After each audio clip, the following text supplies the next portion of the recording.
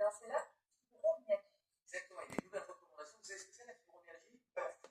On entend parler de ce mot-là, mais la fibromyalgie, c'est une maladie un peu nébuleuse. Alors déjà, les causes sont nébuleuses, parce qu'il n'y a pas d'inflammation, il n'y a pas vraiment de marqueur, mais il y a des gens qui souffrent, il y a 2 millions de personnes en France quasiment qui souffrent avec des douleurs musculaires, des douleurs articulaires, depuis plus de 3 mois, donc on est vraiment sur une maladie chronique, une fatigue chronique, un sommeil qui est perturbé, puis il peut y avoir tout un cortège un peu d'autres symptômes, notamment de troubles digestifs, de migraines, d'anxiété, et on met l'étiquette un peu fibromyalgie sans savoir exactement à quoi ça correspond, et notamment on n'a pas de cause précise, sauf que les gens qui souffrent réellement.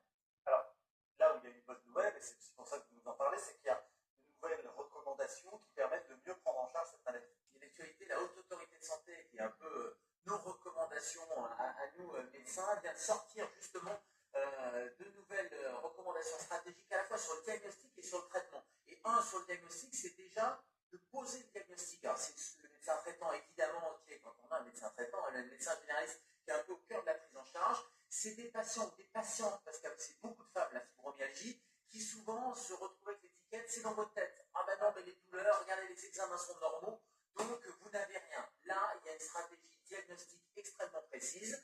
Il n'y a pas de marqueur spécifique, il n'y a pas d'examen qui dit ça, c'est une fibromyalgie. Par contre, il y a des examens qui sont faits, et tout ça, c'est dit dans les nouvelles recommandations, pour éliminer d'autres pathologies, des pathologies de la thyroïde, d'autres maladies. Et quand on n'a rien, et quand on a des critères cliniques, un nombre de douleurs à des localisations très précises, là, on peut poser des diagnostics. Par élimination, par élimination et avec des critères cliniques, vous avez mal à tel endroit, des points de pression, etc.